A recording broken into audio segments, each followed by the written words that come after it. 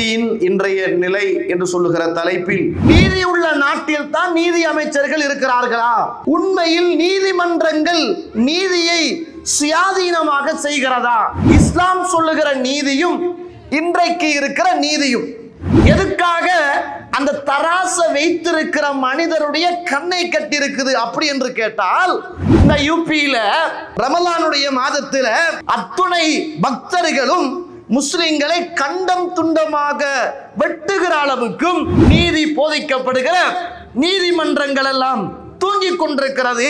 கொல்லப்பட்ட அந்த பிள்ளையுடைய தாயும் தந்தையும் கொலைக்கு கொலைதான் என்று நிற்கிறார்கள். இன்றைக்கு இருக்கிற சட்டங்களில் ஓட்டைகள் இருக்கிறது என்பதை உலகமே ஏற்றுக்கொள்கிறது. முஸ்லிம்களுடைய பள்ளிவாசல் உடைக்கப்படுகிறது, உயிர்கள் கொல்லப்படுகிறது, அவ்வளவு அநியாயம் நடக்குது, அராஜகம் நடக்குது. ஏதோ ஒரு கை பலமாக ஓங்கிருக்குது, பலவீனமான மக்கள் நசுக்கப்படுறாங்க. பல்லாயிரக்கணக்கான வருஷமாக இருந்து வந்த பள்ளிவாசலை உடைச்சிட்டு கோவிலை கட்டுறான்.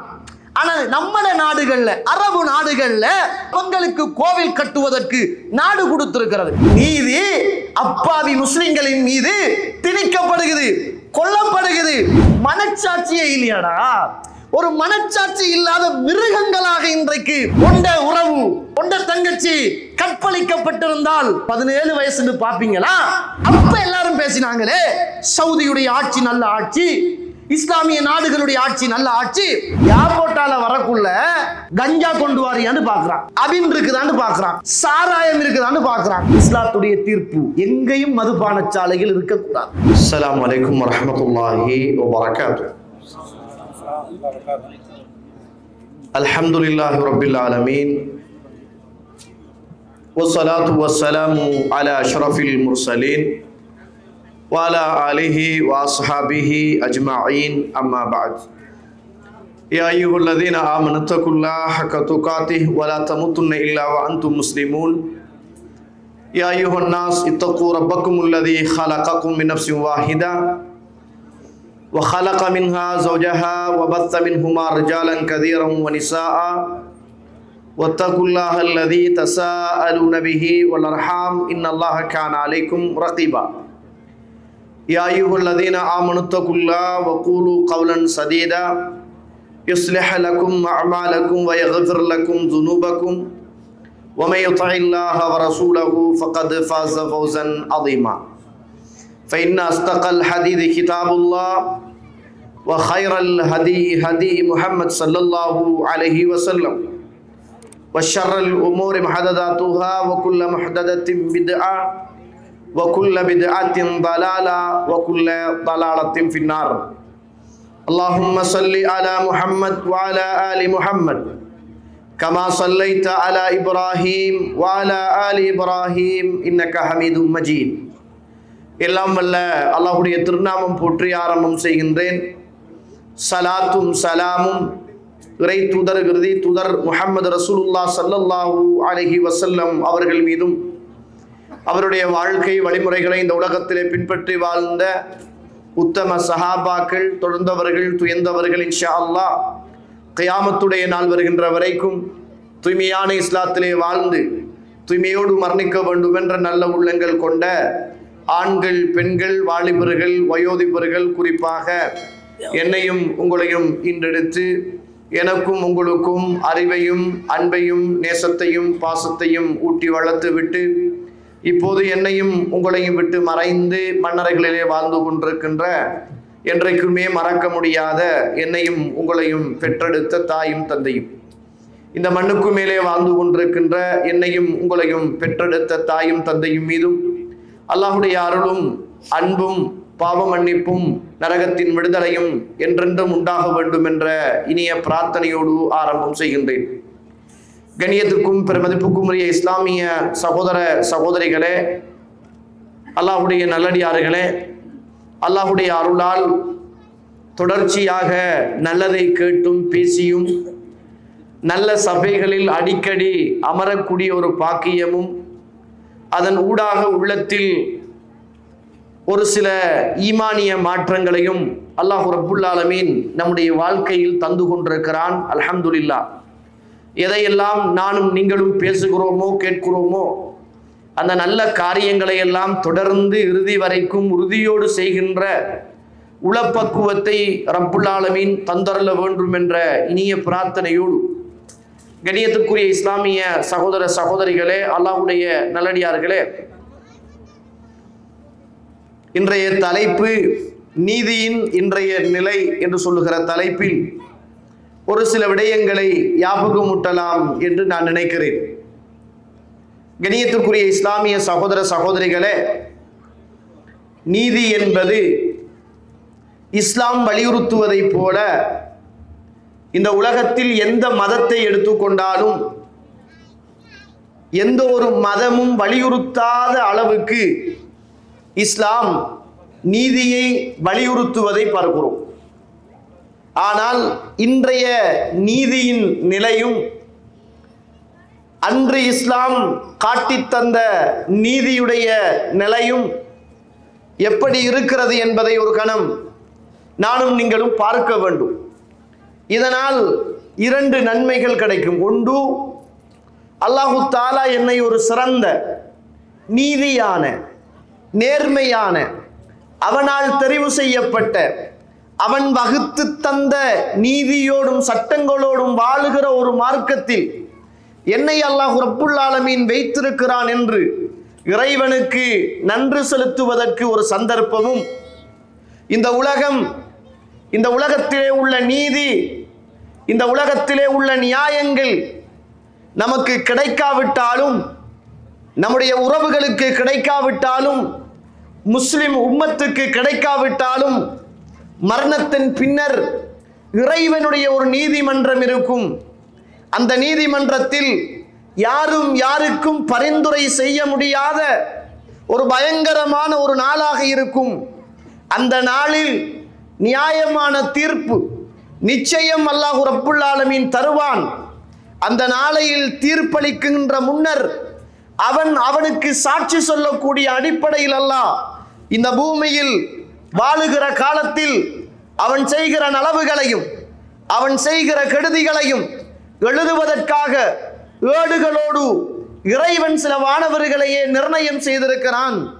நானும் நீங்களும் மரணித்தால் அல்லாஹ்வுடைய சன்னிதானத்தில் யௌம நக்திமு அலா அஃப்வாஹிஹிம், அவர்களுடைய வாய்களுக்கு அல்லாஹ் ரப்புல் ஆலமீன் முத்திரையிடுவான்.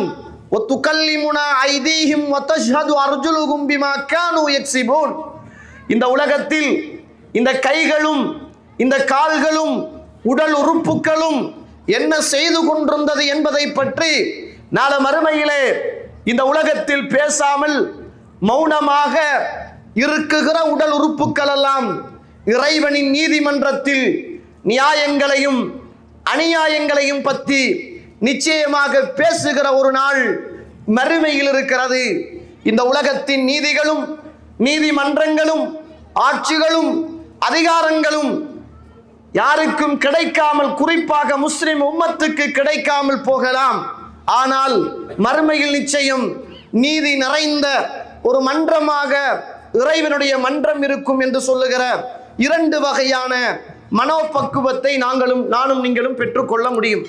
கண்ணியத்திற்குரிய இஸ்லாமிய சகோதர சகோதரிகளே, ஒரு நாட்டை எடுத்துக்கொண்டால் அந்த நாட்டிலே நீதிமன்றம் இருக்கும். அந்த நீதிமன்றத்துக்கு கீழால் காவல்துறை இருக்கும், நீதி அமைச்சர்கள் இருப்பார்கள். இப்படியான ஒரு கட்டுப்பாடுகளோடு தான் இன்றைய முழு நாடுமே இருக்கிறது.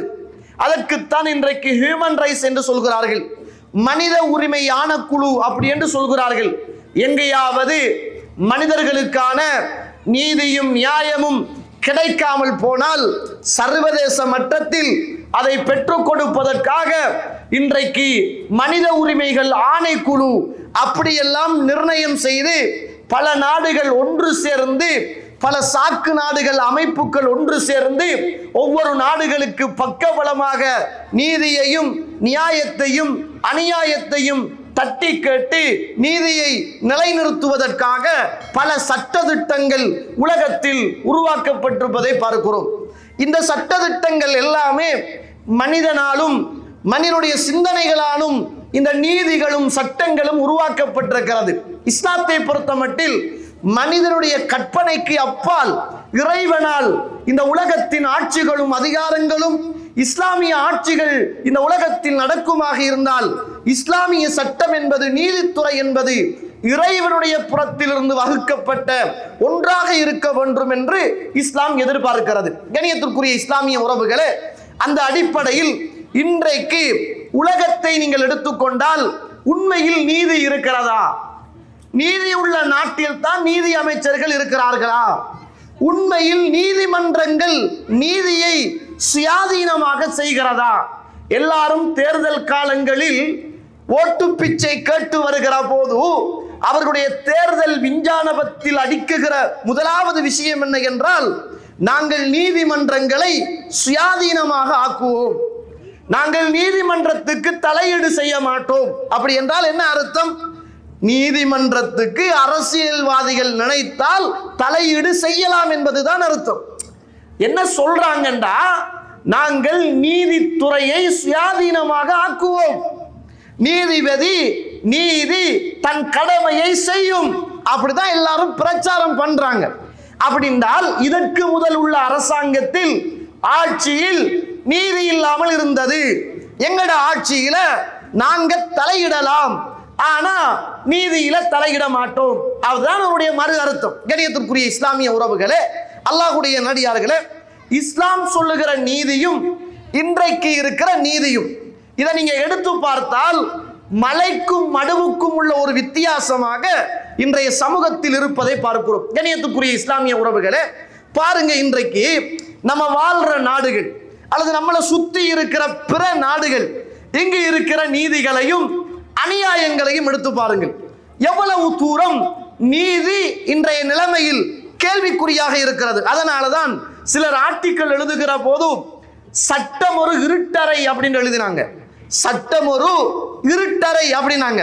ஒரு நீதிபதிக்கு பக்கத்துல ஒரு தராசு இருக்கும், கண்ணை மூடிக்கிட்டு கண்ணை கட்டி வச்சு அந்த தராச கையில தூக்கி வச்சிருப்பார். ஏன் கண்ணை கட்டி வச்சிருக்க அவருக்கு? எதுக்காக? அந்த தராச வைத்திருக்கிற மனிதருடைய கண்ணை கட்டி இருக்குது. அப்படி என்று கேட்டால் அவர் கண்ணை துறந்து பார்த்து பக்க சார்பாக இவர் நமக்கு ஆதரவானவர், எதிரானவர், உயர்ந்தவர், தாழ்ந்தவர், இன்ன மதத்தில் உள்ளவர், இன்ன குணத்தில் உள்ளவர், இந்த குலத்தில் உள்ளவர் என்ற பாகுபாடுகள் இல்லாமல் நேர்த்தியாக நீதி வழங்க வேண்டும் என்பதற்காக அப்படி ஒரு சின்னங்கள் புதைக்கப்பட்டிருக்கிறது. ஆனா அதுலேயும் ஒரு தராசு கீழையும் ஒன்று மேலையும் தான் கிடக்குது. அதுலேயும் ஒன்று கீழையும் இன்னும் ஒன்று மேலையும் தான் இருக்குது. கண்ணியத்திற்குரிய இஸ்லாமிய உறவுகளே, அல்லாஹ்வுடைய நடிகார்களே, இன்றைக்கு நம்மட நாடுகளை எடுத்துக்கொள்ளுங்க, நீதியுடைய நிலைமை. சும்மா இன்றைக்கு மனித உரிமை என்று பேசுறான். இந்த யூபியில உத்தரப்பிரதேசத்துல ரமலானுடைய மாதத்துல சுபஹானல்லாஹ் இன்றைக்கு ஆட்சி செய்கிற காவிக்கு சோரம் போன அத்துணை பக்தர்களும் முஸ்லிம்களை கண்டம் துண்டமாக வெட்டுகிற அளவுக்கும் இன்றைக்கு முஸ்லிம்களை நசுக்குகிற அளவுக்கும் எங்களுக்கு சொந்தமான பள்ளிவாசல்ல அவங்களோட காவி கலரை அடிங்க. ஏன் நீங்க இந்த கலர் அடிச்சிருக்கிறீங்க?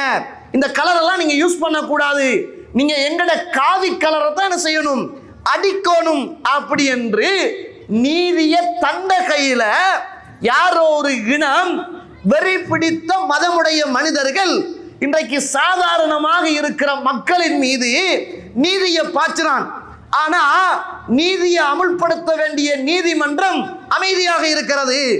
நீதியை அமுல்படுத்த வேண்டிய காவல்துறை அப்படியே பார்த்துக்கிட்டு அநியாயம் செய்கிறவனை, நீதியை கையில கெடுத்தவனை அந்த அந்த அந்த காவல்துறை காப்பாற்றி கொண்டிருக்கிறது. அநியாயம் இழைக்கப்பட்டவன் செத்து பிழைக்கிறான். இந்த ரமலானுடைய மாதத்திலும் சுபஹானல்லாஹ் ஒருவர் கார்ல வாராங்க, ரெண்டு உறவுகள் வாராங்க, அது முஸ்லிம் சகோதரர்கள். சுபஹானல்லாஹ் காரை திறந்து பொல்லால கல்லால காரை அடிச்சு உடைச்சு கம்பியால ஒருவரை குத்தி வெளியில எடுத்து செருப்பால அடிச்சு கல்ல தூக்கி மண்டையில அடிச்சு கொடுமைகளிலும் ஆகப்பெரிய கொடுமையை இன்றைக்கு இருக்கிற காலத்தில் அல்லாஹ்வுடைய சாபம் அவர்களுக்கு மிக விரைவில் இருக்கிறது. சபிக்க கூடாது, உணர்வு துடிக்கிறது, பார்க்க முடியவில்லை, அல்லாஹ் அவர்களுக்கு ஹிதாயத்தை நாடவில்லை என்றால் அல்லாஹ் ரப்புல் ஆலமீன் நிச்சயமாக அவனுடைய தண்டனையை கொடுப்பான் என்பதில் எள்ளில் முனையளவு கூட சந்தேகம் கிடையாது. என்ன சொல்ல வருகிறேன் என்றால், நீதி போதிக்கப்படுகிற நீதிமன்றங்கள் எல்லாம் தூங்கிக் கொண்டிருக்கிறது. நீதியை பாதுகாக்க வேண்டிய காவல்துறைகள் அநியாயம் இழைத்தவர்கள், இந்த பூமியில் அநியாயம் இழைக்கப்பட்டவர்களை கணக்கெடுக்காமல் அநியாயம் இழைத்தவர்களை காவல்துறை காப்பாற்றிக் கொண்டிருக்கிறது. கண்ணியத்திற்குரிய இஸ்லாமிய உறவுகளே, இன்றைக்கு உலகத்தில் இருக்கிற நீதி என்னன்னு கேட்டால், ஒருவன் ஒரு கொலை செஞ்சா அந்த கொலை நிரூபணமாயினா அவனை கையுமையுமா கைது செஞ்சா அவனுக்கு சிறைச்சாலை போனா அடுத்த முறை ஒரு ஆட்சி வந்தா இந்த கொலை செய்த கொலையாளி அந்த ஆட்சியில வேறொரு ஆட்சியாளருக்கு ஆதரவாக இருந்தால், இந்த ஆட்சியாளருக்கு இப்ப ஆதரவாகிட்டார் என்றால் உடனே அவருக்கு ஜனாதிபதியுடைய பொது மன்னிப்பு, பிரதமருடைய பொது மன்னிப்பு. அடே என்னடா இது ஆட்சி, என்ற உறவை கொள்றான், அவனை கொண்டு போய் ஜெயிலில் அடைக்கிறீங்க, சிறைச்சாலையில வைக்கிறீங்க, 3 வருஷம் ஆகுது, ஆட்சி மாறுது, இவரை ஆதரிச்சான், அவன் ஆதரிச்ச கட்சி வந்துட்டு கொலை செஞ்சவன ஜனாதிபதி வாராரு, பிரதமர் வாராரு, அரசியல்வாதி வாராங்க, ஜனாதிபதியுடைய பொது மன்னிப்பு, பிரதமருடைய, நீ யாரு மன்னிக்கிறதுக்கு?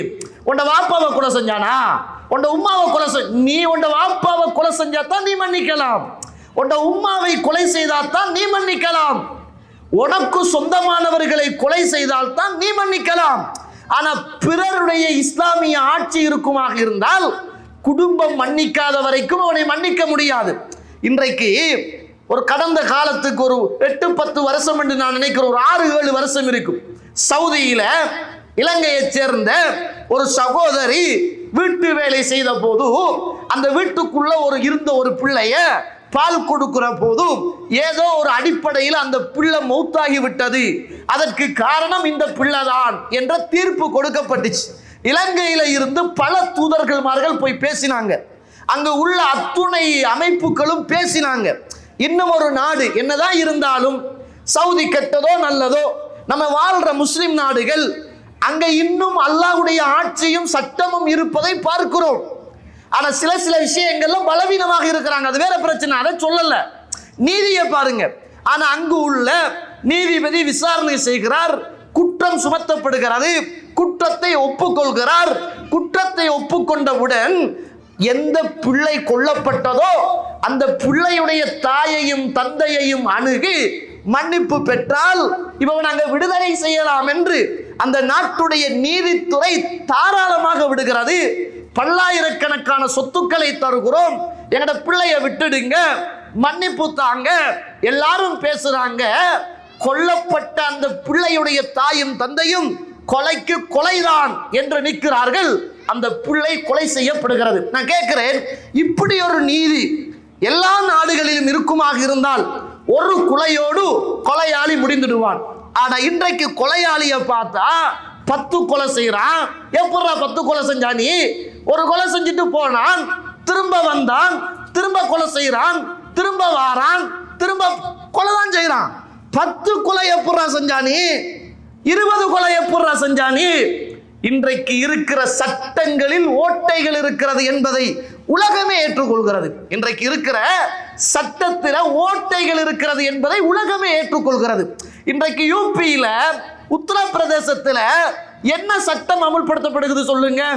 என்ன நீதி அமல்படுத்தப்படுகிறது சொல்லுங்க? முஸ்லிம்களுடைய பள்ளிவாசல் உடைக்கப்படுகிறது, உயிர்கள் கொல்லப்படுகிறது, அவ்வளவு அநியாயம் நடக்குது, அராஜகம் நடக்குது, ஏதோ ஒரு கை பலமாக ஓங்கி இருக்குது, பலவீனமான மக்கள் நசுக்கப்படுறாங்க. இன்னைக்கு ஹியூமன் ரைட்ஸ் வாயை பொத்திக்கிட்டு இருக்குது. எங்கடா உங்களுடைய மனித உரிமை? உங்களுடைய மனித உரிமை எல்லாம் எங்க? எல்லா நாடுகளும் சேர்ந்து மனித உரிமை என்று பேசினீங்களே, அதுக்கு ஐடி கார்டு அடிச்சு அதுக்கு ஒரு நிறுவனத்தை உருவாக்கி ஒவ்வொரு நாட்டிலையும் ஒவ்வொரு ஆபீஸை திறந்து இன்றைக்கு நீங்க வாழ்றீங்களே, எங்க அந்த உரிமை போச்சுன்னு கேட்கிறேன். கண்ணியத்திற்குரிய இஸ்லாமிய உறவுகளே, சட்டத்தில் இன்றைய காலத்தில் ஓட்டை இருக்கிறது என்பது உலகம் ஏற்றுக்கொண்ட உண்மை. அப்படித்தான் மனுஷனால கண்டுபிடிக்கப்பட்ட சட்டத்தில், மனுஷனால போடப்பட்ட சட்டத்தில், மனுஷனால உருவாக்கப்பட்ட சட்டத்தில் ஓட்டைகள் இருக்கும். இறைவனால் உருவாக்கப்பட்ட சட்டத்தில் ஒரு காலமும் என்ன செய்யாது, ஓட்டைகள் இருக்காது என்பதை பள்ளிவாசல் இருக்குது. ஆண்டாண்டு காலம் கோர்ட்ல வழக்கு போகுது, முஸ்லிம்களுக்கு சொந்தமானது என்று சொல்றான், ஆனா அவன் எங்கட பூமி என்று சொல்றான். ஆனா இன்றைக்கு அரசியல் ரீதியாக அல்லது வழக்கு ரீதியாக அல்லது நீதிபதிகள் ரீதியாக தீர்ப்பு வழங்கப்படுகிறது. தீர்ப்பு வழங்கின உடனே பல்லாயிரக்கணக்கான வருஷமாக இருந்து வந்த பள்ளிவாசலை உடைச்சிட்டு கோவில கட்டுறான். ஆனா நம்ம நாடுகள்ல, அரபு நாடுகள்ல அவங்களுக்கு கோவில் கட்டுவதற்கு நாடு கொடுத்திருக்கிறது. கண்ணியத்திற்குரிய இஸ்லாமிய உறவுகளே, அல்லாஹ்வுடைய நடிகார்களே, இன்றைக்கு நம்ம எல்லாம் 1400 வருஷத்துக்கு முதல் இந்த உலகத்தில் ஆட்சியாளர்களை பத்தி பேசினோமே, அதுல நீதியை பத்தி உமர் ரலியல்லாஹு அவர்கள் 3052வது செய்தி, புகாரியில பதிவு செய்யப்பட்ட ஒரு செய்தி. உமர் அவர்கள் மரண நேரத்தில் வசியத்தை செய்கிறார்கள். என்ன அப்படி என்று கேட்டால், அல்லாஹ்வுடைய திம்மா பொறுப்பில் இருந்தவர்கள், அல்லாஹ்வுடைய தூதருடைய பொறுப்பில் இருந்தவர்களோடு நல்ல முறையில் இதற்கு பின்னரும் நீங்கள் நடந்து கொள்ள வேண்டும் என்று நான் உங்களுக்கு வசியத்தை செய்கிறேன். உமர் அவர்கள் வசியத்தை செய்கிறார்கள். எனக்கு பிறகு வருகிற ஆட்சியாளர் யாராக இருந்தாலும் அல்லாஹ்வுடைய பொறுப்பிலும் அல்லாஹ்வுடைய தூதருடைய பொறுப்பிலும் இருந்த அந்த திம்மிகளோடு, திம்மிகள் என்றால் முஸ்லிம்களோடு வாழுவாங்க, முஸ்லிம் நாட்டில் இருப்பாங்க. ஆனா சின்ன தொகையொண்டு நம்ம நினைக்க கூடாது, முஸ்லிம் நாட்டில் வாழ்ந்தா அப்ப மாற்று மத உறவுகள் சல்லி கட்டி வாழணும், அப்படி அல்ல. வெட்வரின்னு சொல்லுவோமே, வரி கட்டணும் என்று சொல்லுவோமே, எல்லா நாட்டிலையும் அந்த சட்டம் இருக்குது. முஸ்லிம்களா இருந்தா ஜகாத்து கொடுப்போம், மற்றவங்களாயிருந்தா அந்த நாட்டில் வாழ்ற போது வரி கட்டுவாங்க.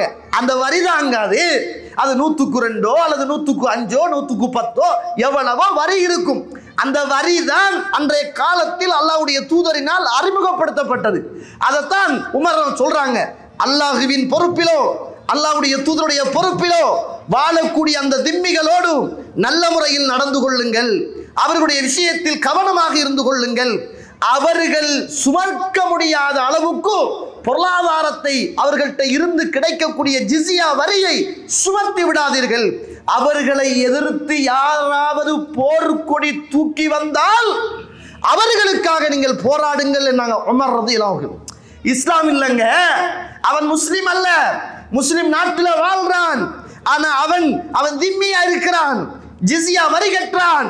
அப்படி கற்ற நேரத்தையில வேறொரு நாட்டில இருந்து முஸ்லிம்களை அல்ல, அந்த காவிர்களை, இஸ்லாத்தை ஏற்றுக்கொள்ளாத மக்களை யுத்தத்துக்காக வந்தால் இவங்களை பாதுகாக்க முஸ்லிம்கள் போராடணும். இதுதாங்க நீதி. உண்ட நாட்டில தானே வாழ்றான், உண்ட ஊர்ல தானே வாழ்றான், உனக்குட்ட தானே வரி கட்டுறான், ஒன்ற நீதிமன்றத்துக்கு கீழே தானே இருக்கிறான், ஒன்ற காவல்துறை தானே இருக்கிறது. இஸ்லாமிய ஆட்சியாக இருந்தால் அப்படி பாதிக்கப்படுகிற மக்களுக்கு முஸ்லிம்கள் பாதுகாப்பு கொடுக்கணும். அவங்களை எதிர்த்து போராடுறவர்களோடு முஸ்லிம்கள் போராட வேண்டும், இவங்களை பாதுகாக்கணும். சுப்ஹானல்லாஹ், என்ன ஆச்சரியமான மார்க்கம், என்ன ஆச்சரியமான நீதி. ஆனா இன்றைக்கு இவன் ஒரு பக்கம், அவன் ஒரு பக்கம், அரசியல் 2 பக்கம், நீதி நடுவுல சாகுது. நீதி அப்பாவி முஸ்லிம்களின் மீது திணிக்கப்படுகிறது, கொல்லப்படுகிறது. பைத்தியக்காராக்கள் மாதிரி உடுப்புகளை பிச்சு, டை அடிச்சு, கலர்களை ஊத்தி, சுரில புரட். நான் கேட்கிறேன், இந்த நிலைமை நம்மட வாப்பாக்கு நடந்தா, நம்மட உமாக்கு நடந்தா, நம்மட உறவுக்கு நடந்தா, நம்மட பிள்ளைக்கு நடந்தா, நம்ம நல்லா தானே சாப்பிடுறோம், நல்லா தானே நோன்பு திறந்தோம், நல்லா தானே கஞ்செல்லாம் குடிச்சோம், நல்லா தானே டீ குடிக்கிறோம், பெருநாளை கொண்டாட சந்தோஷமா தானே நீங்க இருக்கிறோம். சுப்ஹானல்லாஹ், அந்த மக்களுடைய மனநிலைமையை யோசித்து பாருங்கள். இன்றைக்கு அவர்கள் அநியாயம் இழைக்கப்பட்ட நிலைமையில் இருக்கிற ஒவ்வொரு உறவுகளையும் யோசித்து பாருங்கள். சிரியாவுல நீதி உலக நாடு பார்க்குது, அமெரிக்கா வல்லரசுன்னு சொல்றான், ஒவ்வொரு நாடுகளும் இன்றைக்கு அமெரிக்காவுக்கு பயம் என்று சொல்றான். யாரோ ஒருவர் வர்த்தக மையத்தை ஒரு தனிநபர் தாக்கினார் என்பதற்காக சுப்ஹானல்லாஹ் எவ்வளவோ முயற்சிகள் செய்து தாக்கினீர்கள். அப்பாவி பிள்ளைகளப்பா, பால் குடிக்கிற பிள்ளைகளப்பா, சின்ன சின்ன பிள்ளைகளப்பா, பெண்கள், வயோதிபர்கள், வாலிபர்கள், ஒன்றுமே செய்யாதவர்கள். இன்றைக்கு ரமலான் 2வது நாளாக 150 உறவுகள் மரணித்திருப்பதாக தகவல். சுப்ஹானல்லாஹ். 150 பேரை கொண்டுட்டீங்களடா. இஸ்ரேல் மீண்டும் சிரியா மீது, காசா மீது தாக்குதல் நடத்துது.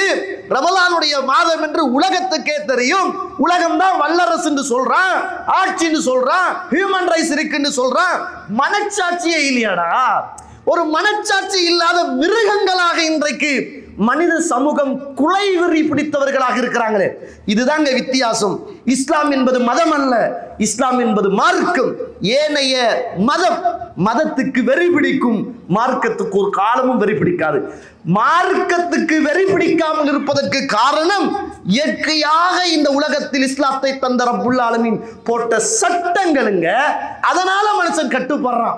நீயா உருவாக்கின கொலவெறி, நீயா உருவாக்கின நீதி, நீயா உருவாக்கின ஆட்சி, அதனால உனக்கு மதம் பிடிக்குது. முஸ்லிம்கள் எங்கேயும் மதம் பிடித்த வரலாறை காண முடியாது. கண்ணியத்துக்குரிய இஸ்லாமிய உறவுகளே, இந்த நேரத்தில் நமக்கு ஒரு கடமை இருக்கு. நமக்கு ஒரு கடமை இருக்குது. என்ன? அந்த பிள்ளைகளை நம்மட பிள்ளைகளாக நினைங்க. அந்த பெண்களை நம்மட சகோதரிகளாக, தாய்களாக நினைச்சு பாருங்க. மரணித்த உறவுகள் நம்மட உறவுகளாக நினைச்சு பாருங்க. இஃப்தாருடைய நேரங்களில் கண்களில் இருந்து கண்ணீர் சுரக்க ஆரம்பிக்கும். தாஜ்ஜத்துடைய நேரங்களில் அவர்களுக்காக பிரார்த்தனை செய்கிற மனங்களாக நம்முடைய மனங்கள் தட்டும். அல்லாஹ்வுடைய சன்னிதானத்தில் நானும் நீங்களும் அழுவோம். ஏன்? அல் முஸ்லிம் அகுல் முஸ்லிம். அந்த சகோதரனுங்க, எந்த சகோதரன், என்ற தாய், எந்த சகோதரி, என்ற பிள்ளையை போல ஒரு பிள்ளை நசுக்கப்படுகிறது, ஷஹீதாக்கப்படுகிறது, கொல்லப்படுகிறது. நீதியும் சேர்ந்து இன்றைக்கு சட்டம் ஒரு இருட்டறையாக இருக்கிறது. ஆனா கேட்க பார்க்க ஆள் இல்லாத ஒரு அனாதைகளாக உலகத்தில் முஸ்லிம்கள் இவ்வளவு உச்சத்தை வளர்ந்த போதும் இன்றைக்கு எங்கள்கிட்ட உலகத்தின் மீது கொண்ட அந்த ஆசையும் மார்க்கத்தின் மீது உள்ள வெறுப்பும் இன்றைக்கு மற்றவர்களுடைய அடாவடித்தனத்துக்கு, மற்றவர்களுடைய அநீதிகளுக்கு இன்றைய நீதிகள் இல்லாத ஒரு காலமாக மாறி போயிருக்கிற ஒரு காலத்தை நானும் நீங்களும் பார்க்கிறோம். அல்லாஹ் தஆலா அல் குர்ஆன் சூரத்து நஹல் 90வது வசனம். அல்லாஹ் அல் குர்ஆனில சட்டத்தை பத்தி, நீதியை பத்தி பேசுகிற போது இன்னல்லாஹ யஅமுரு பில் அத்லி வல் இஹ்சான், அல்லாஹ் தஆலா உங்களுக்கு அதிலை அல்லாஹ் தஆலா ஏவுகிறான். நீதமாக, நீதியாக, உபகாரமாக நீங்கள் நடந்து கொள்ள வேண்டும் என்று படைத்த ரப்புல் ஆலமீன் கட்டளையிடுவதாக அல்லாஹ் தஆலா அல் குர்ஆனில் எனக்கும் உங்களுக்கும் சொல்லித் தருவதை பார்க்கிறோம். பாருங்க, உபாதா இப்னு சாமித் இப்னு மாஜாவிலே 2074வது ஹதீஸ், அகீமு ஹுதூதல்லாஹ், அல்லாஹ்வுடைய சட்டங்களை, அல்லாஹ்வுடைய ஹுதூதுக்களை நீங்கள் நிலைநாட்டுங்கள். அவர்கள் கிட்ட இருந்தாலும், உறவினர்களாக இருந்தாலும், அவர்கள் தூர இருந்தாலும், உறவினர்கள் அல்லாமல் இருந்தாலும் அவர்களுடைய விஷயத்தில் நீதியை நிலைநாட்டுங்கள்.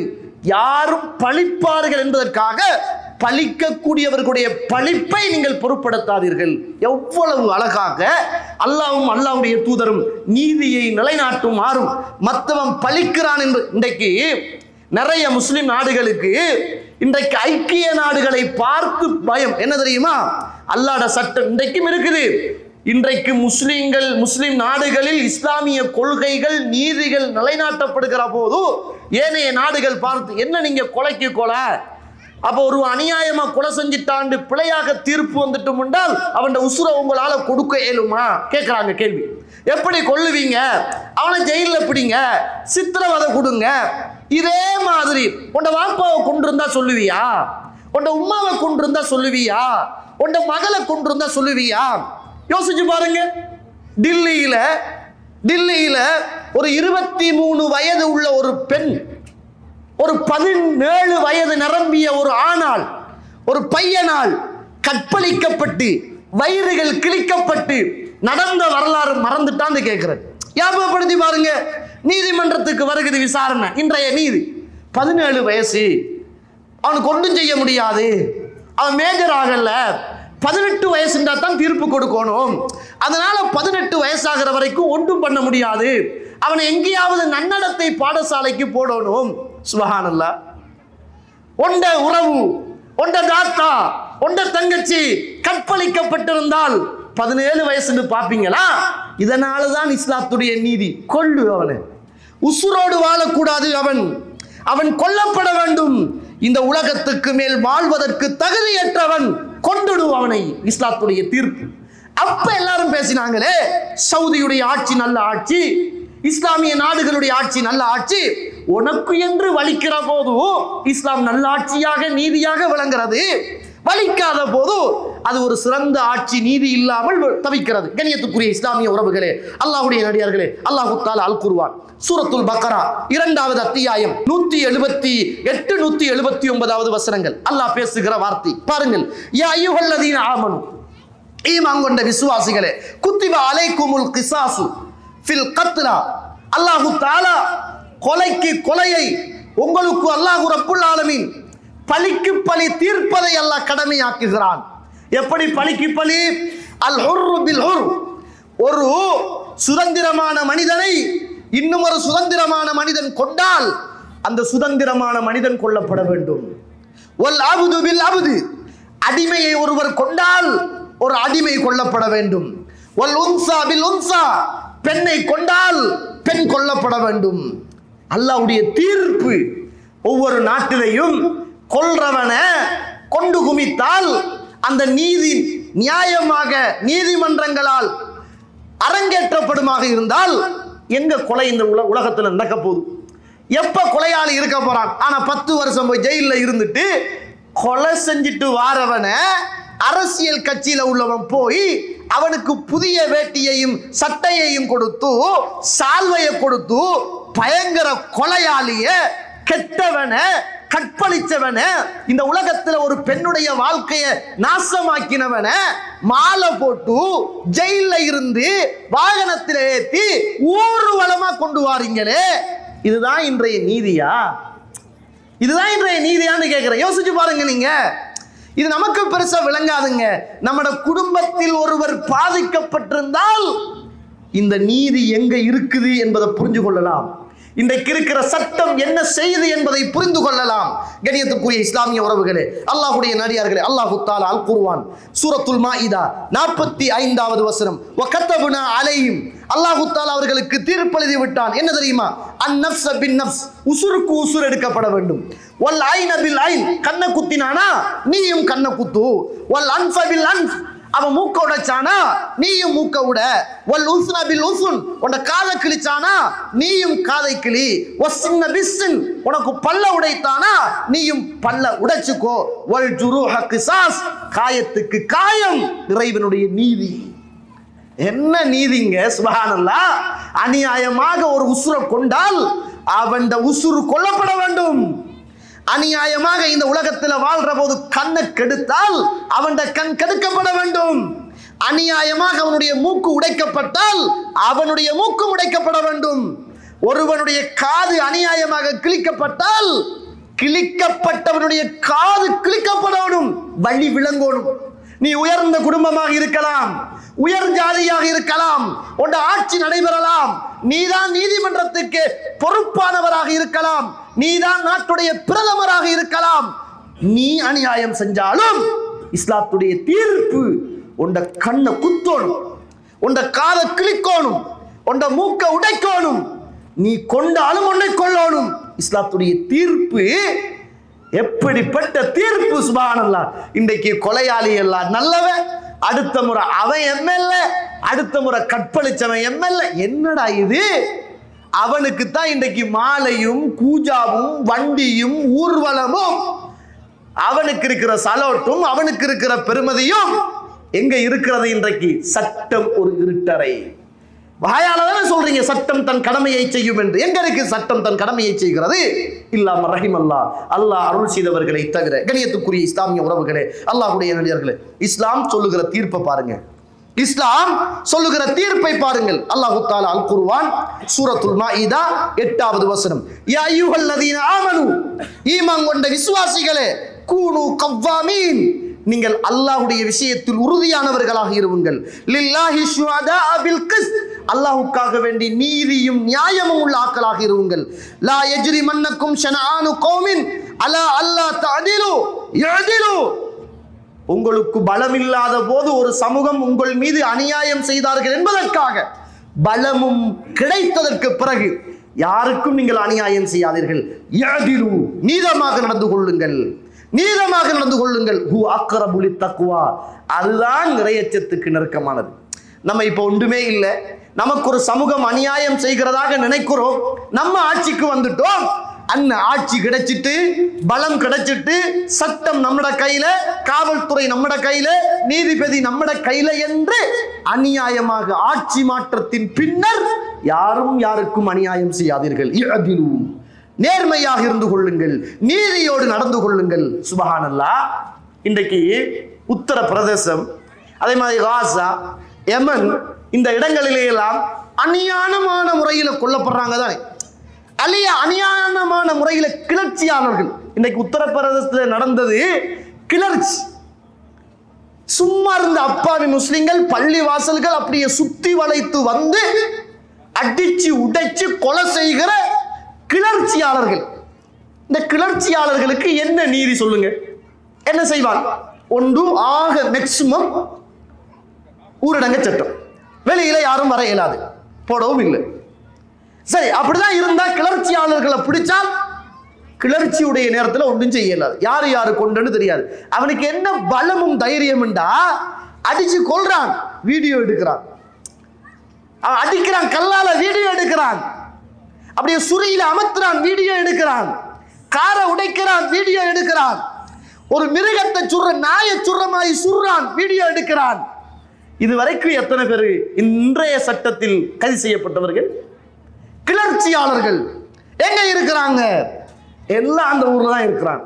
என்ன சட்டம், என்ன நீதி? சுப்ஹானல்லாஹ். இஸ்லாம் பேசுகிறது, இன்னமா ஜஸாஉல் லதீன யுஹாரிபூனல்லாஹ வ ரசூலுஹு, அல்லாஹ்வையும் அல்லாஹ்வுடைய தூதரையும் எதிர்த்து போராடி வரக்கூடிய அப்படிப்பட்டவர்கள், அல்லது வயஸ்அவுன ஃபில் அர்தி ஃபஸாதன், இந்த மண்ணுக்கு மேலே ஃபசாதுகளை உண்டாக்கக்கூடியவர்கள், கிளர்ச்சி செய்யக்கூடியவர்கள், அவங்களுக்கு என்ன தெரியுமா தண்டனை? இஸ்லாத்துடைய நீதி பேசுகிறது, அவர்கள் கொல்லப்பட வேண்டும் அல்லது அவர்கள் தூக்கிலிடப்பட வேண்டும். கொல்லு, பூமியில கிளர்ச்சி செஞ்சான் என்றா, அநியாயமான முறையில கிளர்ச்சி செய்து வாரான் என்றால் அவனை பிடித்து கொல்லு, அல்லது அவனுக்கு தூக்கு தண்டனை கொடுத்து விடு, அல்லது மாறு கையும் மாறு காலையும் வெட்டி அவனுக்கு இந்த உலகத்தில் தண்டனை கொடுக்கப்பட வேண்டும். இது அல்லாஹ்வுடைய தீர்ப்பு. அல்லது அவனை ஊர்ல இருந்து நாடு கடத்தோடும், இது அல்லாஹ்வுடைய தீர்ப்பு. சுப்ஹானல்லாஹ். கிளர்ச்சி செஞ்சா என்ன தெரியுமா நீதி இஸ்லாத்துல? கிளர்ச்சி செய்தவன் கொல்லப்பட வேண்டும், அல்லது தூக்கிலிடப்பட வேண்டும், அல்லது மாறு காலும் மாறு கையும் வலது கையை வெட்டினால் இடது கால் வெட்டப்பட வேண்டும். துடிக்கோடும். நீ அநியாயமா கிளர்ச்சி செய்யாதா? அநியாயமாக உன்னுடைய ஒரு மூர்க்கத்தனத்தை அப்பாவி மக்கள்ல காட்டினாயா, சாகு, அல்லது ஊரை விட்டு விரட்டு, இந்த நாட்டில் இருக்க எங்கேயாவது பேய்த்துடு. இதுதான் இஸ்லாத்துடைய இந்த தீர்ப்பு. உலகத்தில், இந்தியாவில், இலங்கையில் ஒவ்வொரு நீதிமன்றங்களிலும் இறைவனுடைய தீர்ப்பு இருக்குமாக இருந்தால் இன்றைய தீர்ப்புகள் எப்படி இருக்கிறது? இன்றைய குற்றங்கள் நடக்குமா? கொலை நடக்குமா? விபச்சாரம் நடக்குமா? மது இருக்குமா? ஏர்போர்ட்டால வரக்குள்ள ஐஸ் வச்சிருக்கியான்னு பார்க்கறான், கஞ்சா கொண்டு வாரியான்னு பார்க்கறான், அபின் இருக்குதான்னு பார்க்கறான், சாராயம் இருக்குதான்னு பார்க்கறான். என்னடா இது? ஏர்போர்ட்ல வரக்குள்ள செக் பண்றான். ஆனா இங்க தண்ணி போத்தல்ல தூக்கிட்டு ஊத்திட்டு போறான். எப்படா வந்துச்சு? சட்டம் ஓட்ட. ஐஸ் அடிக்கிறவனை பிடிக்கிறான், இரவையில வாகனத்தை நிப்பாட்டி நிப்பாட்டி பிடிக்கிறான். ஏர்போர்ட்ல வாரவனை ஸ்ட்ரிக்டா செக் பண்றான். நான் சும்மா கேட்கிறேன், இஸ்லாம் குடிக்கு கொடுத்த தண்டனை, அவனை பிடிச்சு 40 கசையடி அடிக்கோடும். நான் கேட்கிறேன், இந்த குடிச்சவனை பிடிச்சு இப்படி இப்படி அடிச்சு அடிச்சு அடிச்சு இஸ்லாம் சொல்லுகிற தீர்ப்பு நடைமுறைப்படுத்தப்பட்டால் எங்க வளரப்போகுது? இன்றைக்கு இருக்கிற பெரிய பிசினஸே அதுதான். பிசினஸ் மாஃபியா இன்றைக்கு அதுதான். ஐஸ்ன்றான், என்னமோ என்னமோ பேர்ல எல்லாம் சொல்றான், பியர்ன்றான், பிஸ்கின்றான், மிராண்டின்றான், பிராண்டின்றான், என்னமோ பேச்சாண்டின்றான். அதுதான் இன்றைக்கு இருக்கிற பிசினஸ். கண்ணியத்திற்குரிய இஸ்லாமிய உறவுகளே, அவனை பிடி, அவனுக்கு அடி, அவனுக்கு அடி, கசை அடி கொடு. இன்றைய சட்டம் ஒவ்வொரு நாடுகளிலும் இஸ்லாமிய தீர்ப்பு. இன்றைக்கு அரசாங்கத்தில் உனக்கிட்ட லைசன்ஸ் இருக்கா, லைசன்ஸ் தான் நீ விற்கலாம். உனக்கிட்ட லைசன்ஸ் இல்லாத விற்க. லைசன்ஸ் உள்ளவன் விற்கலாமா? ஆனா குடிக்கிறவனை பிடிச்சு அடிக்கிறான். லைசனை கொடுத்துட்டு இவன் வாங்கி குடிக்கிறான், குடிச்சவனை பிடிச்சு அடிக்கிறான். அட பாபா, லைசனை கொடுக்காம ஓடு. குடிச்சது தப்பா அல்லது நீ கொடுத்தது தப்பா? சட்டம் தெரியல, இருட்டு.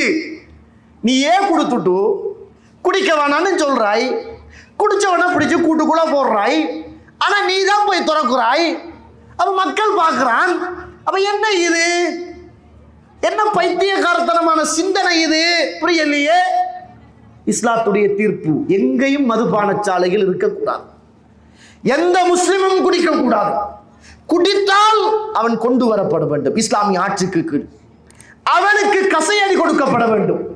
அதை பார்த்து முதல் ஒரு காலம் குடிகாரன் எங்கேயாவது ஒரு வீட்டுல 2 வீட்டுல தான் இருந்தான். இப்ப எல்லா வீட்டுலையும் குடிகாரனா போய்தான்.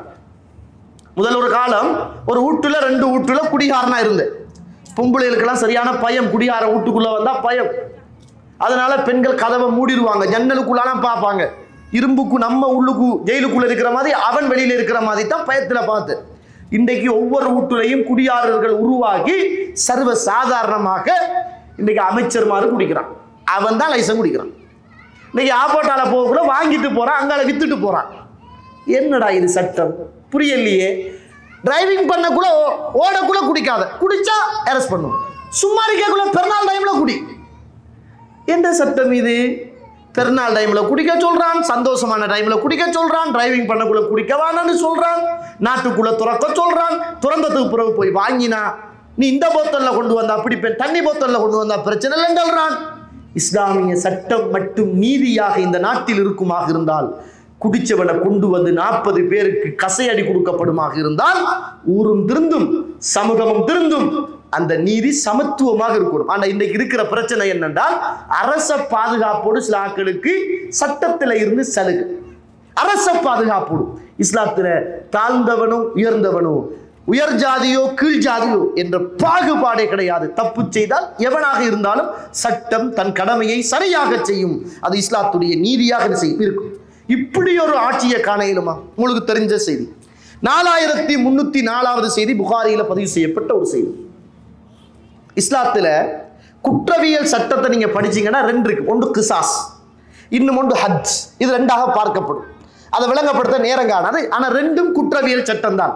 சிலதுல சில சிபாரிசுகள் எடுத்துக்கொள்ளப்படும், சிலதுல சிபாரிசுகள். உதாரணத்துக்கு சொல்றேன்டால், ஒரு இஸ்லாமிய நாடு இருக்குது. ஒருவன் களவெடுத்துட்டான், களவெடுத்து ஐன மன்னிச்சுட்டாண்டா, களவெடுத்தவனும் களவெடு கொடுத்தவனும் மன்னிச்சுட்டாண்டா பிரச்சனை அல்ல. ஆனால் களவெடுத்தவனை கையும் மையுமாக பிடித்து இஸ்லாமிய ஆட்சிக்கு கீழே கொண்டு போய் ஒப்படைக்கப்பட்டதன் பிறகு கொண்டு போனவன் சொல்றான், பாவம் அவரை விட்டுடுங்க, கையை வெட்டாதங்க என்று சொன்னாலும் வெட்டிதான். நாட்டு ஆட்சி பீடத்துக்கு பிரச்சனை வந்தால் வெட்டத்தான் வேணும். அதான் சட்டம். கொலை செஞ்சுட்டான், உன் வாப்பாவை கொலை செஞ்சான், அம்மாவை கொலை செஞ்சான், கொலையால் என்று தீர்ப்பாயிட்டு நீதிமன்றம் பேசுது, இஸ்லாமிய ஆட்சி இருக்குது, கொலையாளி இருக்கிறார், குடும்பத்திட்ட பொறுப்பு. நீங்க என்ன செய்றீங்க? மன்னிக்கிறீங்களா கொல்லவா? இல்ல மன்னிக்கிறோம், ரைட், எவ்வளவு ஃபிதியா, ரைட் எடுத்துக்கங்க, எவ்வளவு, என்ன செய்றீங்க, குற்றப்பரிகாரம், ரைட் இந்தாங்க, மன்னிக்கலாம். கொல்லதானா? கொல்லதான். இதுதான் கிசாசுக்கும் ஹத்துக்கும் உரிய வித்தியாசம். கணியத்துக்குரிய இஸ்லாமிய உறவுகளே, இஸ்லாமிய ஆட்சி ஒன்று இந்த உலகத்தில் இருக்குமாக இருந்தால், இந்த உலகத்தில் குற்றங்கள், இந்த உலகத்தில் பாவங்கள் அடியோடு இல்லாமல் போயிருக்கும். ஆனால் இன்றைக்கு இஸ்லாமிய ஆட்சி இல்ல, நியாயமான நீதியும் அல்ல, எல்லா நீதிகளும் நியாயங்களும் இருட்டுள்ளதாகவே இருக்கிறது. வாய்ப்புள்ளவனும் வாய்மையுள்ளவனும் வெண்டுகிட்டு போகிறான், வாய்ப்பில்லாதவனும் வாய்மை இல்லாதவனும் சட்டத்திலிருந்து இன்றைக்கு மாட்டிக்கொண்டு இருக்கிறான். இதுதான் இன்றைய உலக நீதியாக இருக்கிறது. இப்படி ஒரு ஆட்சி எந்த வரலாறு இல்லாத சொல்லுங்கள். அல்லாஹ்வுடைய தூதருடைய காலத்தில் ஒரு பெண் திருடப்பட்டார். ஒரு பெண் ஒரு பொருளை திருடிட்டார். அவ பெரிய உயர்ந்த குலம். அந்த நேரத்தில் உசாமா என்று சொல்லுகிற மனிதரை, அல்லாஹ்வுடைய தூதருக்கு நெருக்கமானவர் என்பதற்காக அவங்களோட குடும்பம் போய் சந்தித்து, உசாமா போங்க, மகள்ற கை குடும்பத்தில் உள்ள மிக பிரதானமான சொத்து வெட்டுப்பட போகுது, கொஞ்சம் போய் பேசுங்க, சிபாரிசு பண்ணுங்கப்பா. வெட்டிட்டாண்ட குடும்ப மானம் மரியாதை என்னவாகும்? தயவு செய்து இந்த வேலையை பண்ணுங்க அப்படின்னு நடக்கும். அந்த நேரத்தில் அல்லாஹ்வுடைய தூதர் ஸல்லல்லாஹு அலைஹி வஸல்லம் முகம் மாறி போன வரலாறு. அல்லாஹ்வுடைய தூதர் ஸல்லல்லாஹு அலைஹி வஸல்லம் அவர்கள் அங்கிருந்த அத்துணை பேரையும் பார்த்து, வல்லதி நஃப்சு முஹம்மதின் பியதி, என்னுடைய உயிர் எவன் கைவசம் மீது இருக்கிறதோ அந்த ரப்பின் மீது ஆணையாக, லவ் அன்ன ஃபாத்திமா பின்த முஹம்மதின் சரகத், முஹம்மதுடைய மகள் ஃபாத்திமா ரலியல்லாஹு அன்ஹா திருடி இருந்தாலும் அவருடைய கையையும் வெட்டி இருப்பேன். சுப்ஹானல்லாஹ். அரசியல்ல உள்ள எம்ஏ உடைய மகன், மந்திரியுடைய மகன், பார்லமெண்ட் உறுப்பினருடைய மகன் தப்பு செய்கிறான். போலீஸ் பாதுகாப்போட மக்கள் யாருல கண்ணிலையும் பட்டுடாம அவனை கொண்டு போய் வேறாக பஞ்சாயத்து நடத்தி முன்வாசலால கொண்டு வந்தவனை பின்வாசலால விட்டுறான். இதே நேரம் ஒரு அப்பாவி பலமில்லாதவன் அல்லது ஒரு பெரும்பான்மை சமூகமாக வாழ்ற நாட்டில் சிறுபான்மை சமூகமாக வாழுகிற முஸ்லிம் அவன் ஒரு தப்பு செய்தால் அவனை கொண்டு போய் அடிச்சு அவனுக்கு சட்டத்தை தலையில சுமத்தி அவனை கொண்டு போய் இன்றைக்கு நாட்டில் நீதி இருக்குதுன்னு காட்டுறான். கணியத்திற்குரிய இஸ்லாமிய உறவுகளே, அல்லாஹ்வுடைய நடிகார்களே, இஸ்லாத்துடைய நீதி இந்த உலகத்தில் மூளை முடுக்குகளில் எல்லாம் நிலைநாட்டப்படுமாக இருந்தால் எந்த பாவங்களும் இருக்காது, எந்த குற்றங்களும் என்ன செய்யாது, இருக்காது. அல்லாஹ்வுடைய தூதர் ஸல்லல்லாஹு அலைஹி வஸல்லம் இந்த பூமியில் வாழ்ந்த காலத்தில் புகாரியில 5758வது செய்தி, அல்லாஹ்வுடைய தூதர் ஸல்லல்லாஹு அலைஹி காலத்தில் ஒரு வழக்கு வருகிறது. நீதியை பேச போறாங்க ரசூலுல்லாஹ். யார் அப்படி என்று கேட்டால் 2 பெண்கள். அந்த 2 பெண்களிலும் 2 பேர் சண்டை பிடிக்கிறாங்க. அந்த 2 பேரும் சண்டை பிடிச்ச உடனே ஃபரமத் இஹ்தாஹுமல் உக்ரா பிஹஜரின், ஒரு பெண் கல்லை எடுத்து இன்னும் ஒரு பெண்ணுக்கு அடிக்கிறாள். கல்லடிக்கப்படுற பெண் வயிற்றில பிள்ளையோடு இருக்கிறாள், கற்பனை பிள்ளையோடு இருக்கிறாள். சுப்ஹானல்லாஹ், வஹி ஹாமில், அவள் குழந்தையோடு இருக்கிறாள். அந்த வயிற்றுல உள்ள பிள்ளை கல்லடிபட்டு அப்படியே மௌத்துக்குள்ள மௌத்தாயிடுச்சு. இந்த நேரத்தில் அல்லாஹ்வுடைய தூதரிடத்துல வராங்க. சுப்ஹானல்லாஹ், முஹம்மதே ஸல்லல்லாஹு அலைஹி வஸல்லம் நீதிபதி. யாருடைய தீர்ப்பு? வமா யன்திகு அனில் ஹவா, அவர் எதையும் தன்னுடைய சுய விருப்பத்தின் அடிப்படையில் பேச மாட்டார். அல்லாஹ்வுடைய தீர்ப்பு சொல்லுங்கள் அப்படின்னு ரசூலுல்லாஹி ஸல்லல்லாஹு அலைஹி அவர்கள் வயிற்றில் உள்ள பிள்ளை கொல்லப்பட்டதற்காக வேண்டி நீ ஒரு அடிமை ஆணையோ அல்லது ஒரு அடிமை பெண்ணையோ நீர் கொடுக்க வேண்டும் என்று அல்லாஹ்வுடைய தூதர் தீர்ப்பு சொன்னாங்க. அந்த பெண்ணுடைய கணவர், அந்த கல் அடிச்சாலே அந்த பெண்ணுடைய கணவர் ரசூலுல்லாஹி ஸல்லல்லாஹு அலைஹி கேட்கிறாங்க, அல்லாஹ்வுடைய தூதரே, யா ரசூலுல்லாஹ், மல்லா ஷரிப வலா அகல வலா நதக, பேசாத, குடிக்காத, சாப்பிடாத, பிறக்காத ஒரு பிள்ளை இறந்ததற்காக என்ன நியாயம் இது? என்ன நியாயம்? ஒரு ஆண் அடிமையையோ அல்லது ஒரு பெண் அடிமையையோ கொடுக்குமாறு தீர்ப்பு சொல்றீங்களே, என்ன நியாயம் அப்படின்னு கேட்டாங்க. அல்லாஹ்வுடைய தூதர் ஸல்லல்லாஹு அலைஹி வஸல்லம் அந்த மனிதரை பார்த்து சொன்னார்கள், ஹாதா மின் இஹ்வானி குஹான், இதோ இந்த சாஸ்திரக்கார சூனியக்கார ஆக்களுடைய சகோதரனாக நீ இருக்கிறீயே, இதுதான் தீர்ப்பு. கொல்லப்பட்ட குழந்தைக்கு பதிலாக கொண்ட உன்னுடைய மனைவி ஒரு அடிமை ஆண் அல்லது ஒரு பெண்ணை கொடுக்க வேண்டும் என்பதுதான் தீர்ப்பு என்னாங்க ரசூலுல்லாஹி ஸல்லல்லாஹு அலைஹி வஸல்லம். ரசூலுல்லாஹி ஸல்லல்லாஹு அலைஹி அவர்கள் ஃபாத்திமா நாயுடைய வரலாறு சொல்ற நேரம் ஒரு செய்தி சொன்னாங்களே, இந்த சமூகத்தில் உள்ளவர்கள் அழிக்கப்பட்டதற்கு காரணம் உயர்ந்தவங்க தப்பு செய்தால் அதை அப்படியே அடக்கி விடுவதும், தாழ்ந்தவர்கள் தப்பு செய்தால் அதை அப்படியே சமூகத்தில் தண்டனை கொடுப்பதும் தான் முந்திய சமூகம் அழிக்கப்பட்டதற்கான காரணம் என்பதை அல்லாஹ்வுடைய தூதர் ஸல்லல்லாஹு அலைஹி வஸல்லம் சொன்னாங்க. கண்ணியத்துக்குரிய இஸ்லாமிய உறவுகளே, புகாரியில் 6879வது செய்தி, புகாரியில் பதிவு செய்யப்பட்ட செய்தி. ரசூலுல்லாஹ் இருக்கிறாங்க, இஸ்லாமிய ஆட்சி, அல்லாஹ்வுடைய தூதர், இன்றைக்கு இருக்கிற சட்டம் ஒரு இருட்டறை, ரசூலுல்லாஹ் இருக்கிறாங்க. எவ்வளவு கஷ்டப்பட்டாங்க, யகூதிகளால, யூதர்களால, கிறிஸ்தவர்களால, காபிர்களால நாட்டை தோந்து கஷ்டப்பட்டு இவ்வளவு ஆட்சி அதிகாரம், 50க்கு மேற்பட்ட யுத்தங்கள், அந்த யுத்தத்திலே எல்லாம் போராடி ரத்தங்கள் சிந்தி உறவுகளை இழந்து உடைமைகள் இழக்கப்பட்டு இவ்வளவு கஷ்டப்பட்டு மதீனத்தின் சாம்ராஜ்யம் அல்லாஹ்வுடைய தூதருடைய கையில் இருக்கிற போது, அன்ன யஹூதியன் கத்தல ஜாரியத்தன் அலா அவ்லாஹிலஹா, ஒரு சின்ன வெள்ளி காசிய களவெடுத்த திருடினத்துக்காக அந்த எஜமான் ஒரு பெண்ணை 2 கல்லுக்கு இடையில வச்சு நசுக்கிறான், கொல்ல போறான். அந்த புள்ள துடியாய் துடிக்கிறான், வேதனை, சாக போகுது. கடைசி நேரம் அல்லாஹ்வுடைய தூதர்கிட்ட கொண்டு வரப்படுகிறது. அல்லாஹ்வுடைய தூதர் சொல்றாங்க, இதற்கு தீர்ப்பு சொல்லுங்கள். என்ன தீர்ப்பு? யாரு இது? இஸ்லாம் அல்ல, இஸ்லாம் அல்ல, மாற்று மத யகூதிகள், இஸ்லாத்தை ஏற்றுக்கொள்ளாதவர்கள் தீர்ப்பு தேடி இறை தூதரை நாடி வருகிறார்கள். சட்டத்தை சொல்லுங்கள். என்ன சட்டம்? முஹம்மதே ஸல்லல்லாஹு அலைஹி வஸல்லம். அல்லாஹ்வுடைய தூதர் போனாங்க, அந்த பெண்ணுக்கு பக்கத்துல உட்கார்ந்தாங்க. அல்லாஹ்வுடைய தூதர் ஸல்லல்லாஹு அலைஹி வஸல்லம் போய் அந்த பெண்ணுகிட்ட கேட்டாங்க, உன்னை கொண்டது யாரு, இன்னாரான்னு கேட்டாங்க. அந்த பிள்ளை மூச்சு திணற சாகிற கட்டத்துல, உசுறு பிரிகிற நேரத்துல இல்லன்னு சொல்லுது. 2வது ஒரு ஆளை காட்டி ரசூலுல்லாஹ் இவரான்னு கேட்டாங்க. அந்த பிள்ளை இல்லன்னு சொல்லுது. 3வது ரசூலுல்லாஹ் ஒரு பேரை சொல்லி இன்னாரான்னு கேட்டாங்க. சாகிற நேரம், உயிர் துடித்து கொண்டிருக்கிறது. ஒரு சிறுமி அந்த நேரத்தில் அந்த பிள்ளை ஆமான்னு சொல்லிச்சு.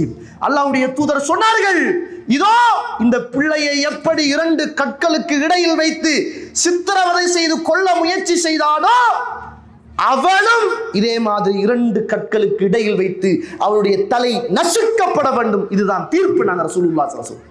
சுப்ஹானல்லாஹ், என்ன நீதிங்க! இஸ்லாம் அல்ல, இஸ்லாம் அல்லாதவர்கள் முஸ்லிமாக இருந்தாலும் அதுதான் தீர்ப்பு, முஸ்லிம் அல்லாட்டியும் அதுதான் தீர்ப்பு. அதே ஒன்ற உத்தரப்பிரதேசத்துல முஸ்லிம்களுக்கு இந்த அநியாயம் செய்றீங்களே, என்னதான் செஞ்சாங்க அந்த மக்கள்? அவங்களும் அவங்களோட பாடும். இந்த இருக்கிற யமன் என்னடா தப்பு செஞ்சாங்க? அங்கால இருக்கிற காசா என்ன செஞ்சாங்க? எவ்வளவு அநியாயம்!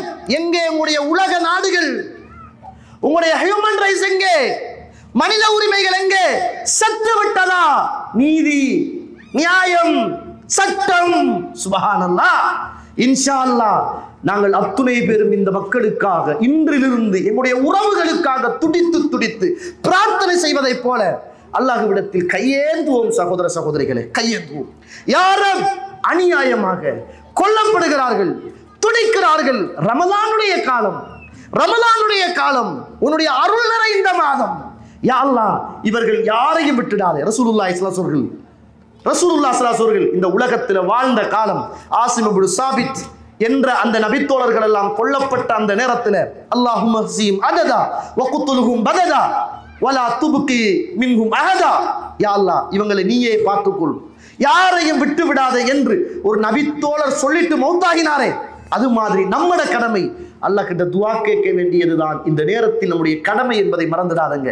அந்த பிரதேசத்தில் வாழ்ற நம்முடைய லா இலாஹ இல்லல்லாஹ் என்ற அந்த உறவுகளுக்காக நானும் நீங்களும் அல்லாஹ்விடத்தில் நீதிக்காக, நேர்மைக்காக அல்லாஹ்விடத்தில் கேட்க வேண்டிய தேவை எனக்கும் உங்களுக்கும் இருக்கிறது. கண்ணியத்துக்குரிய இஸ்லாமிய உறவுகளே, அல்லாஹ்வுடைய நல்லடியார்களே, இதனால தான் அல்லாஹு தாலா நிறைய நீதிகள், நியாயங்கள் சம்பந்தமாக அல் குர்ஆன்ல பேசுகிற போது களவெடுத்தா கைவெட்டப்பட வேண்டும், அநியாயமான முறையில் அவதூறு சொன்னால் 80 கசையடிகள் கொடுக்கப்பட வேண்டும். இப்படியான நிறைய தீர்ப்புகளை இஸ்லாம் எனக்கும் உங்களுக்கும் சொல்லியிருக்கிறது. இந்த உலகத்துல அரசியல்வாதி என்றாலே லஞ்சம் அப்படிதான் பார்க்கலாம். ஏர்போர்ட்ல போகக்குள்ள போலீஸ்காரன் வாயில கேட்கிறான், ஏதாவது தந்துட்டு போ. நம்மட மனைவி ஹலாலான உழைப்புல, சம்பாத்தியத்துல நகை வாங்கி போட்டுட்டு போறா. அவனுக்கு தெரியுது இது ஹலால் தான் தெரியுது. நிக்கிறவன் பாதுகாப்பு சட்டத்தை அமல்படுத்த வேண்டிய கேமராவெல்லாம் இருக்கிற நேரத்துல அவன் கேட்கிறான், ஏதாவது கொடுத்துட்டு போ. ரசூலுல்லாஹி ஸல்லல்லாஹு அலைஹி வஸல்லம் இந்த உலகத்துல வாழ்ற நேரம் லஞ்சம் எடுப்பவன் நரகத்தில் நாங்க ரசூலுல்லாஹி ஸல்லல்லாஹு அலைஹி வஸல்லம். என்ன தீர்ப்பு, என்ன தீர்ப்பு? இந்த தீர்ப்புகள் எல்லாம் இஸ்லாமிய தீர்ப்புகள் இந்த நாட்டின் நீதிமன்றங்களில் நீதிகளாக அமுல்படுத்தப்படுமாக இருந்தால் இன்றைய நீதி நிலைமைகள் இப்படி இருக்காது என்பதை நானும் நீங்களும் புரிந்து கொண்டு, கண்ணியத்துக்குரிய இஸ்லாமிய உறவுகளே, அல்லாஹ்வுடைய நல்லடியார்களே, இன்றைய இருக்கிற சட்டங்கள் ஒரு இருட்டறை சட்டமாக இருக்கிறது. இஸ்லாம் சொல்லுகிற சட்டம் ஒரு நியாயமான சட்டமாக இருக்கிறது. குற்றவியல் பத்தி பேசுறேன்னா நிறைய என்ன செய்யலாம், பேசலாம். இஸ்லாம் எதுக்கு என்னென்ன தண்டனைகள் கொடுத்திருக்கும் அப்படின்னு அது குற்றவியலா போயிடும். ஆனா இன்றைய நீதியும் நியாயமும் சமூகத்தில் இப்படித்தான் இருக்கிறது என்பதை புரிந்து கொள்வோம். இறுதியாக அந்த உறவுகளுக்காக நம்மளால முடிந்த துஆக்களை செய்து அந்த உறவுகளை நம்ம இந்த நேரத்தில் நினைத்து அல்லாஹ் கிட்ட நிறைய என்ன செய்யும். இன்ஷா அல்லாஹ் ஒரு நாளுக்காக காத்திருக்கிறோம். மாலிக் யௌமித்தீன், நியாய தீர்ப்பு நாள். அந்த நாளையில் அல்லாஹ் ரப்புல் ஆலமீன் எல்லோருக்கும் தீர்ப்பு செய்வான் என்ற அந்த நம்பிக்கையோடு பிரார்த்தனை செய்வோம். எங்கெங்கெல்லாம் முஸ்லிம்கள் கஷ்டப்பட்டு நீதிகள் இல்லாமல் தத்தளித்து கஷ்டத்தோடு வாழ்கிறார்களோ அல்லாஹ் ரப்புல் ஆலமீன் அவர்களுக்கு நிம்மதியையும் சந்தோஷத்தையும் அல்லாஹ் தஆலா கொடுத்து இந்த உலகத்திலும் மறுமையிலும் அல்லாஹ் தஆலா அவர்களை வெற்றியாளர்களாக ஆக்கி அருள் புரிவானாக. வாஹிர் தஅவானா அல்ஹம்துலில்லாஹி ரப்பில் ஆலமீன். அஸ்ஸலாமு அலைக்கும் வரஹ்மத்துல்லாஹி வபரகாத்துஹு.